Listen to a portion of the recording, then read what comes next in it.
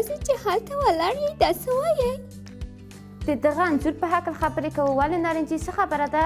تاسې دلته راشئ او په خپلو ځایونو کې کښېنئ. تاسې ته یو څه وایم.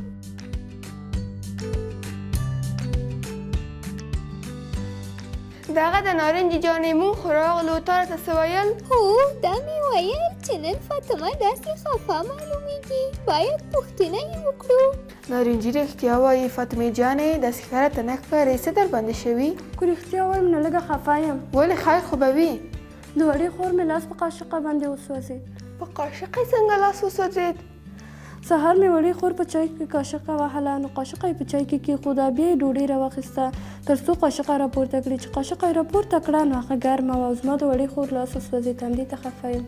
فاطمې اندېښنه مه کوه. داسې وخت کې قاشقه دومره ګرمه نه وي چې ماشوم وسوځوي. خور به دې ډاره شوې وي. خدای دې وکړي چې ستا خبره سمه وي او ډېره سوځېدلې نه وي.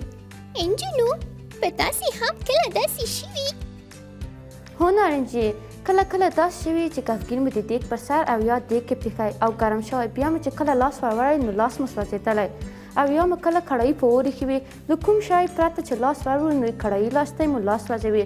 خو موږ باید د ګرمو شیانو راخیستلو په وخت کې لاس ته ټوټه او یا بل داسې شی واچوو چې تودوخه ترې ونه وځي. زه خو وایم چې په دې کې هم د فزیک لاس دی. آفرین زموږ په فزیک پوهه نارنجي جانې شا کېدای شي ستا فکر سم وي، خو چې معلم صاحب راشي نو په دې هکله به ترې پوښتنه وکړو.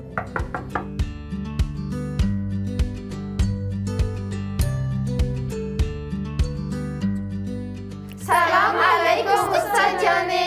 علیکم سلام ګرانو زده کوونکو. انجونو زه پوښتنه وکړم. معلم صاحبې ته همیش موږ ته وایي چې خطرناکو شیانو ته لاس مه وروړئ، لکه د برېښنا لاینونه، تیزابي مواد او نور. آیا قاشقه هم په دې خطرناکو شیانو کې راځي؟ څه قاشقه؟ هو نن سهار د فاطمې وړې خور لاس په قاشقه سوځېدلی. دا خو ډېر بد کار شوی. خامخا به چای تود او قاشقه به فلزي وه. څه شی؟ فلزي قاشقه؟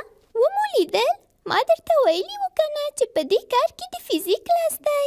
اندېښنه مه کوه فاطمه جانې، خورکۍ به دې له خیره ښه شي. سوځېدلې به نه وي، هسې لاس به یې ګرم شوی وي. او د نارنجي خبره سمه ده چې دا یوه فزیکي موضوع ده چې نن ورځ به یې له خیره په خپل درس کې مطالعه کړو. زموږ د نن ورځې د درس عنوان د تودوخې تبادل او تحفظ دی. او دا چې زموږ د زده کړې موخې به څه وي هغه هم په سکرین ګورو. موږ د نن ورځې درس کې د تودوخې کارول ولو، د تودوخې تبادل به پیژنو او د تودوخې او د انرژۍ او تودوخې تحفظ په هکله به هم معلومات ترلاسه کړو. ښه ګرانو زده کوونکو، موږ په تیرو درسونو کې تودوخه او په موادو یې تاثیر او د تودوخې په درجه باندې پوه شو. اوس تاسې دا راته ووایئ چې تودوخه زموږ په ورځني ژوند کې کومې کارونې لري؟ مونږ له تودوخې څخه په پخلي کې، په ژمي کې د کورونو تودولو، د جامو اوتو کولو او نور ځایونو کې کار اخلو. معلم صاحبې موږ مخکې درسونو کې ویلي وو چې موږ د موادو په جوش کولو، ویلي کولو او کلکولو او نورو وختونو کې د تودوخې مختلفو درجو ته اړتیا لرو. همداسې ده زما تکړه او لایقه زده کوونکو. په همدې شکل سره موږ په خپل ورځني ژوند کې د ځینو غذایي موادو د ساتلو لپاره د تودوخې مناسبې درجې ته اړتیا لرو تر څو خراب نشي، او د دې لپاره د ځینو وسایلو څخه کار اخلو، لکه یخچال چې د هغه موادو ساتلو لپاره کارول کیږي کوم چې تودوخه ورته زیان رسوي. همداشان چای په ترموز کې ساتو تر څو یخ نشي او خپله تودوخه له لاسه ورنکړي، ځکه ترموز داسې یوه وسیله ده چې تودوخه ترې نه خارجیږي. ښه ګرانو زده کوونکو، کله مو دا فکر کړی چې ولې د ځینو لوښي لاستي له پلاستیک او لرګي څخه جوړ شوي وي، لکه دیګ بخار، کفګیر، چایجوش او داسې نور؟ د دې علت به څه وي؟ معلم صاحب موږ مخکې ویلي وو چې لرګی او پلاستیک د تودوخې عایق جسمونه دي، کیدای شي همدا یې وجه وي. نو مطلب دا دی چې زموږ لاسونه ونه سوځي، په همدې خاطر له پلاستیک او لرګي څخه کار اخیستل کیږي. آفرین، ستاسې ځواب سم دی. کله چې تودوخه د یو جسم ټولو برخو ته ورسیږي نو جسم ګرمیږي.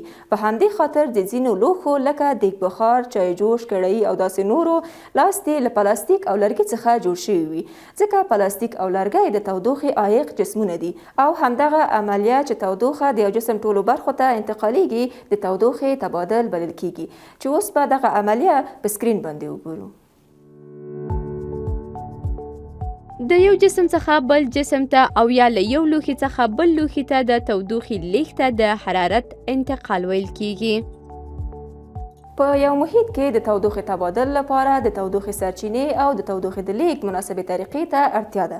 تودوخه تل له یو تود جسم څخه سوړ جسم ته انتقالیږي ځکه د تود جسم مالیکولونه نسبت سوړ جسم ته زیاته حرکي انرژي لري او د دوه جسمونو ترمنځ د تودوخې تبادل تر هغه وخته پورې دوام کوي چې د دواړو جسمونو د تودوخې درجه یو شان شي چې دغه حالت د تودوخې تعادل یا حرارتي تعادل په نوم یادیږي. د مثال په ډول زه او هیله په یوې موضوع تر هغې بحث کوو چې دواړه ستړي شو او خوب راته راشي. په تیرو درسونو کې مو د تودوخې د لیږد طریقې لوستلې وې. هیلې ته ووایه چې تودوخه په کومو طریقو انتقالیږي؟ معلم صاحبې، تودوخه د هدایت، جریان او تشعشع په طریقو انتقالیږي. آفرین هیلې. فاطمې ته ووایه چې تودوخه د مادې په کوم حالت کې انتقالیږي؟ په درې وړو حالتونو کې یعنې جامد، مایع او ګاز. ثنا جانې ته راته په ماده کې د تودوخې انتقال او د مالیکولونو حالت ووایه. په جامداتو کې مالیکولونه یو بل ته ډېر نږدې وي او د تودوخې انتقال پکې په چټکۍ ترسره کیږي او په مایعاتو کې د مالیکولونو فاصله نسبتا زیاته وي چې د حرکت په وخت یو له بل سره ټکر کېدلو سره یې تودوخه انتقالیږي. خو په ګازاتو کې د مالیکولونو فاصله بیخي زیاته ده، په همدې وجه د تودوخې انتقال پکې سختیږي. آفرین ثنا جانې. کائنات ته راته زموږ په ورځني ژوند کې د تودوخې د انتقال یو مثال ووایه.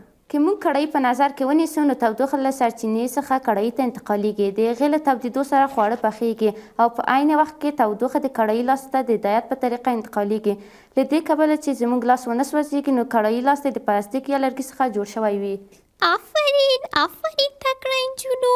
نارنجي جانې تا د خپلې پوښتنې ځواب پیدا کړو؟ خو معلم صاحبې پوهه شوم چې هغه قشوقه د تودوخې د انتقال او تبادل له امله ګرمه شوې وه. آفرین، ډیره ښه پوهه شوې یې. په همدې شکل سره د جسمونو ترمنځ د تودوخې تبادل لپاره د تودوخې بدلونکو ته اړتیا ده ترڅو وکولی شي تودوخه انتقال کړي چې دا موضوع به له دمې وروسته ولولو. زموږ سره پاتې شئ. د فزیکسن خپرونې ته یو ځل بیا ستړي مه شئ. درنو لیدونکو، له دمې مخکې مو وویل چې د جسمونو ترمنځ د تودوخې تبادل لپاره د تودوخې بدلونکو ته اړتیا ده ترڅو تودوخه انتقال کړي. ستاسې په نظر هغه بدلونکي به څه وي؟ پوهیږم تاسو هر یو خپل ځواب لرئ. انجونو، ستاسو نظر څه دی؟ زموږ په اساسیتوب به یې نارنجي ووایي. تاسې تل وایي چې په ګډ کار کول ښه نتیجه لري، نو زه هم یوازې ځواب نه ورکوم، باید ټول په ګډه ځواب ووایو. اول زه، ما پسې هیله او بیا چې د هر چا زړه و هغه به ځواب ووایي. د تودوخې بدلونکي جسمونه عبارت دي له هیلې نور ته ووایه. هر هغه څه چې تودوخه تولیدوي او هر هغه څه چې تودوخه اخلي دواړه د تودوخې بدلونکي دي. ډېر ښه، آفرین په ما شه او آفرین په هیلې شه. ډېر ښه. دا چې ستاسې ځواب سم دی که نه، د تودوخې تبادل په تعریف کې به یې وګورو. څه؟ زموږ ځواب سم دی یا نه؟ د تودوخې بدلونکې هغه وسیله ده چې تودوخه له یو محیط څخه جذبوي او جذب شوې تودوخه بل محیط ته انتقالوي. د تودوخې بدلونکې کیدای شي ګاز، مایع، جامد او یا د دوی ترکیبي شیان وي. د تودوخې بدلونکي په تودولو او سړولو، صنعت، د ایرکنډیشن په جوړولو، یخچال او داسې نورو برخو کې کارول کیږي. د مثال په ډول په مرکز ګرمۍ کې تودوخه د ګرمو شوي اوبو د جریان په واسطه د تودوخې له سرچینې څخه د اوبو ګرمونکي فلز ته لیږدول کیږي او په مرکز ګرمۍ کې ګرم شوی فلز یعنې رادیاتور د تشعشع په طریقې سره تودوخه د کورونو په محیط کې خپروي. معلم صاحبې، زه یوه پوښتنه لرم. ووایه نارنجي. معلم صاحبې، پوښتنه کول خو کوم شرم نه دی که نه؟ نه، ولې به شرم وي نارنجي؟ ښه، نو که دا راته ووایي چې د تودوخې تبادل موږ د څه لپاره لولو؟ ځکه چې د تودوخې تبادل په مختلفو ځایونو کې کارول کیږي، لکه د برېښنا تولید، د ځایونو تودولو کې، د ځایونو په تبرید او تهویه کولو کې، د خوړو په تولید کې، په کیمیايي عملیو کې، د موټرو په رادیاتورونو یعنې لیلیترونو کې او داسې نورو ډېرو ځایونو کې کارول کیږي. معلم صاحب په تهویه او تبرید پوهه نه شوم. تهویه په دې معنا چې تاسې به په ځینو کورونو او دفاترو کې لیدلی وي چې هواکشونه لګېدلي وي ترڅو د کوټې دننه هوا بیرون وباسي او د بیرون څخه تازه هوا کوټې ته راشي. دې ته تهویه ویل کیږي او تبرید د ځایونو سړولو ته وایي چې زیاتره په فابریکو او کارخانو کې کارول کیږي. زموږ دپاره ښه مثال یې یخچال کیدای شي. خوږو زده کوونکو له تاسو څخه مننه کوم چې زموږ خپرونې د تلویزیون د صفحې له لارې تعقیبوئ. نو هر هغه څه چې زه یې وایم تاسو یې هم ترسره کړئ. ښه نجونو تاسو وګورئ چې خطکشونه مو څو سانتي متره دي. 10 سانتي متره. اوس مو خپل خطکشونه له دواړو خواو نه قات کړئ او بیرته یې عادي حالت ته راولئ او بیا یې درجې ته وګورئ چې د خطکشونو په اوږدواله کې کوم تغییر راغلی که نه.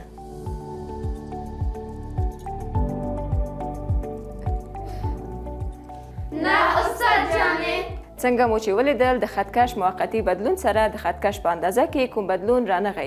دا په دې معنا ده چې د انرژۍ اندازه په نړۍ کې ثابته ده او بدلون نه کوي چې دا موضوع په فزیک کې د انرژۍ د تحفظ قانون په نامه یادیږي. سکرین ته وګورئ.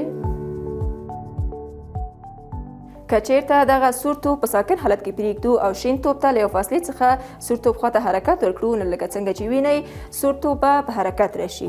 دلیل یې دا دی چې شین توپ یا متحرک توپ خپله حرکي انرژي له لاسه نه ورکوي خو یوه اندازه یې سور توپ ته انتقالوي. نو د انرژۍ د تحفظ قانون په اساس ویلی شو چې انرژي نه له منځه ځي او نه رامنځته کیږي یوازې له یو شکل څخه بل شکل ته تغییر کوي. معلم صاحبې تاسو وویلې چې د ابي توپ یو اندازه انرژي په سور توپ باندې وارده شوه یعنې د شین توپ اصلي انرژي کمه شوه. نه فاطمې جانې یو سیستم تل هغومره انرژي ساتي چې څومره یې لري تر هغې چې په سیستم باندې اضافي انرژي وارده شي او موږ او تاسو پوهیږو چې تودوخه هم د انرژۍ یو ډول دی. نو د انرژۍ د تحفظ قانون د تودوخې په هکله هم سمون لري یعنی په یو سیستم کې تودوخه نه له منځه ځي او نه رامنځته کیږي تر هغې چې اضافي تودوخه ورنه کړل شي. استاد جانې تودوخې تحفظ کوم ځانګړی تعریف لري؟ هو ثنا جانې لري.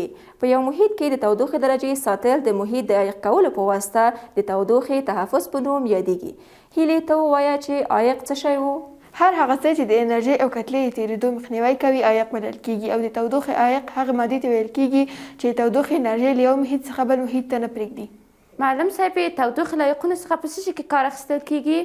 د تودوخې له عایقونو څخه په کمپلو کې کار اخیستل کیږي چې څوک یې واغوندي او یخي ونه وهي. سړیچنې نارنجي جانې د تودوخې عایق د محیط او سیستم ترمنځ د تودوخیزې انرژۍ د له منځه تلو څخه مخنیوی کوي. د تودوخې له عایقونو څخه په ودانیو د بخارونو د ګرمو او یخو اوبو په پایپونو او د ګرمو او یخو اوبو په ترموزونو کې کار اخیستل کیږي. سکرین ته وګورئ. هغه ودانۍ چې د عایق په سیستم باندې مجهزې وي دا ودانۍ په ژمي کې ګرمې او په اوړي کې یخې وي ځکه چې عایق د تودوخې له انتقال څخه مخنیوی کوي او هغه عایقونه چې په ودانیو کې کارول کیږي عبارت دي له پشم شیشه، پشم سنگ او داسې نور. دا چې تاسې هم ستړي نشئ نو یوه لنډه دمه به وکړو. د دمې وروسته بیا هم خپرونه دوام لري. درنو دوستانو تاسو د فزیک صنف خپرونه ګورئ. اوس یو فعالیت ترسره کوو ترڅو وګورو چې تودوخه له یو جسم څخه بل جسم ته څنګه انتقالیږي. خو مخکې له فعالیت څخه غواړم له تاسو څخه یو څو پوښتنې وکړم. درنو لیدونکو تاسو هم کولی شئ دغه پوښتنو ته ځواب ورکړئ. هیلې ته ووایه چې د تودوخې انتقال د دوه جسمونو ترمنځ څه وخت ترسره کیږي؟ کله چې دوه جسمونه یعنې ګرم او یخ جسم سره په تماس کې شي نو له ګرم جسم څخه تودوخه یخ جسم ته انتقالیږي. آفرین هیلې. فاطمې ته به راته عایق تعریف کړي او دا به هم راته ووایي چې د تودوخې عایق څه شی دی. هر هغه شی چې د کتلې او انرژي د تېرېدو معنی کیږي عایق بلل کیږي او د تودوخې عایق هغه ماده ده چې تودوخیزه انرژي له یو محیط نه بل محیط ته نه پرېږدي. آفرین فاطمه جانې. ښه نارنجي ته ووایه چې اوس به څه کوو؟ معلم صاحبه اوس به موږ ته د اړتیا وړ مواد او وسایل وښایي. ګرانو لیدونکو تاسې هم کولی شئ دغه وسایل تیار کړئ او دا فعالیت په خپلو کورونو کې ترسره کړئ. هغه مواد او وسایل چې په دې فعالیت کې موږ ته اړتیا لرو عبارت دي له د تودوخې سرچینه، دوه فلزي میلې په یوه اندازه، د فلزاتو د تودوخې اندازه کولو لپاره ترمامتر، لابراتواري ترمامتر، سټاپ واچ، جوش اوبه، دوه ګیلاسونه په یوه اندازه او د تودوخې عایق مواد چې دلته موږ د پشمشي څخه کار اخلو او همداشان د یادښت کتابچه او قلم. ښه زده کوونکو اوس به څه کوو؟ موږ به په 2 ګروپونو کې شو. آفرین، بیا څه کوو؟ تاسو به موږ ته د فعالیت ترسره کولو طریقه ښایئ. آفرین، همداسې ده. ثنا او هیله به په الف ګروپ کې او کائنات او فاطمه به په بی ګروپ کې شي او زموږ ځیرکه نارنجي جانه به څارنه کوي. ښه نو زه د تودوخې سرچینه روښانه کوم او دغه میله ورباندې د پاسه ږدم تر څو ګرمه شي.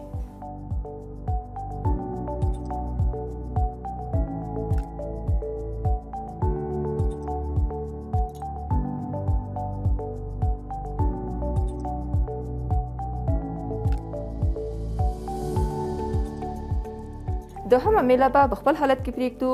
ثنا ته د یخې میلې تودوخې درجه اندازه کړه او هیلې ته به یې یاداښت کړي. فاطمې ته راته دا ووایه چې اوسپنه د تودوخې عایق دی که هادي؟ اوسپنه د تودوخې له هادیانو څخه ده او پلاستیک او لرګی د تودوخې عایق دي.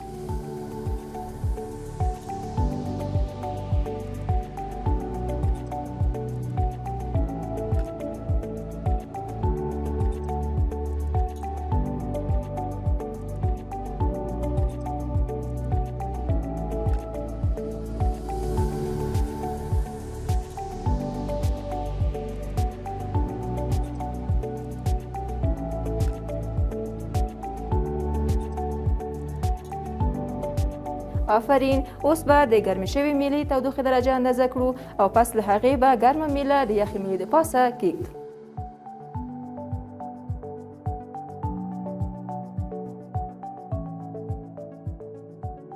هیلې ته د ګرمې میلې تودوخې درجه اندازه کړه او ثنا به یې یاداښت کړي.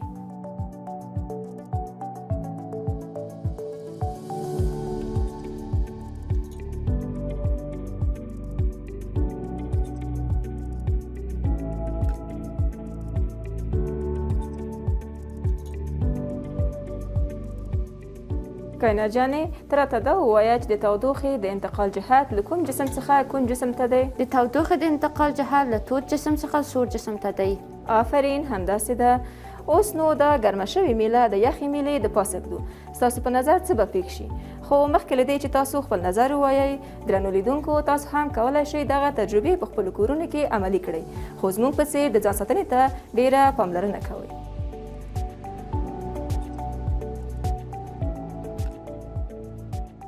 سړه میله به هم توده شي.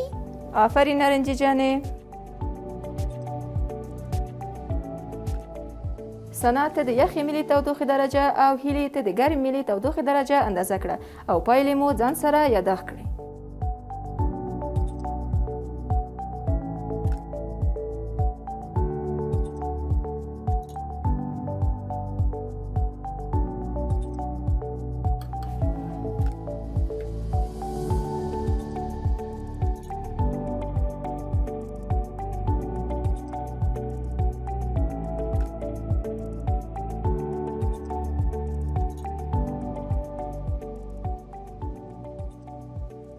اوس ووایئ چې په اول کې د میلو تودوخې درجه څومره او اوس څومره شوه. اول به ثنا او بیا به یې هیله ووایي. استاد جانې، د یخې میلې د تودوخې درجه په اول کې 10 وه او د ګرمې میلې له تماس څخه وروسته درجه 43 شوه. همداشان د ګرمې میلې د تودوخې درجه په اول کې 80 او اوس 40 ده.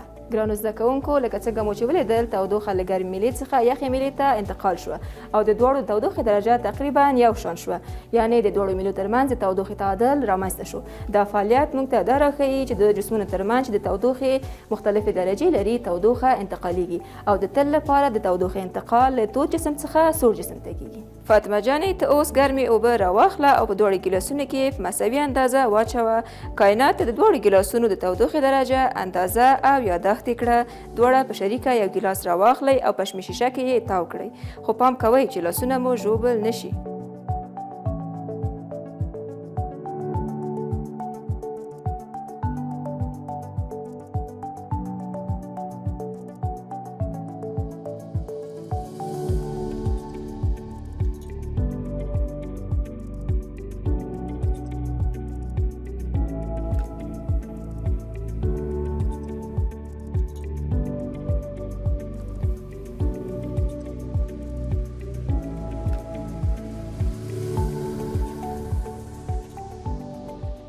زه به سټاپ واچ روښانه کړم. هیلې ته راته دا ووایه چې ولې مو ګیلاس په عایق کې تاو کړو؟ عالم صاحب د دې لپاره مو تودوخه په عایق کې تاو کړ چې د ګیلاس اوبه یخې نه شي او تودوخه د باندې لاړه نه شي. آفرین، ډېر ښه. کائنات ته به د عایق په واسطه پوښل شوي ګیلاس تودوخې درجه او فاطمه به د بل ګیلاس تودوخې درجه اندازه کړي او دواړه خپلې پایلې یاداښت کړي. اول کائنات او بیا به فاطمه خپلې پایلې له موږ سره شریکې کړي.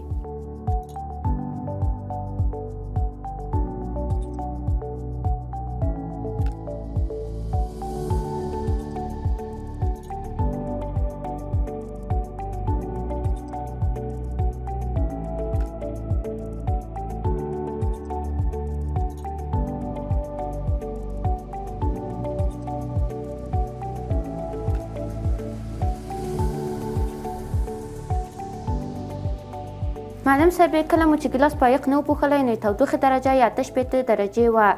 له پوښولو وروسته چې یو څومره وخت به تېر شو نو تودوخې درجه یې 15 درجې شوه. او دا بل ګیلاس چې په عایق کې مو نه و پوښلی اول د تودوخې درجه 8 درجې وه او اوس 55 درجې ده. آفرین. اوس به نارنجي جانه راته ووایي چې د تودوخې عایق د څه شي لامل کیږي؟ د تودوخې عایق د دې لامل کیږي چې تودوخه له یو محیط څخه بل محیط ته لاړه نه شي.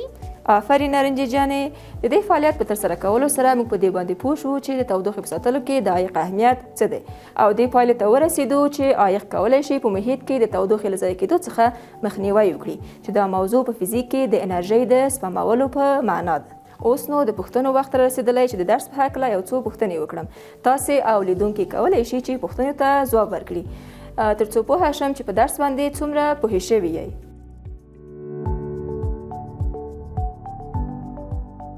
تودوخیز تبادل تعریف کړئ.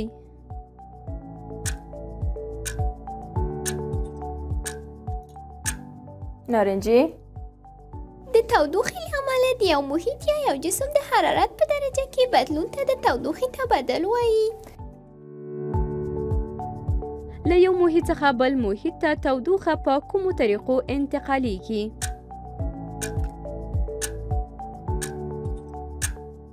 دا پوښتنه به فاطمه ځواب کړي. له یو محیط څخه بل محیط ته تودوخه د هدایت، جریان او تشعشع په طریقو انتقالیږي. آفرین فاطمه. د انرژۍ تحفظ څه شی دی؟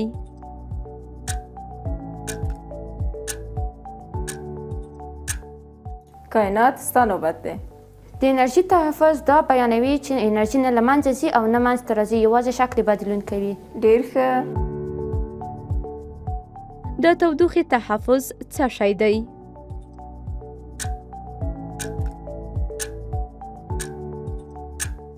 ثنا جانې ته؟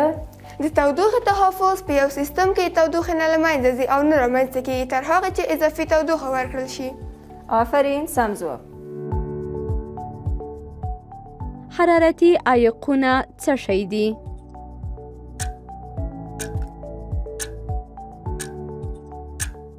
د وروستۍ پوښتنې ځواب به هیله ورکړي. هر هغه څه چې د انرژۍ او کتلې د تېرېدو معنی وي عایق بلل کېږي.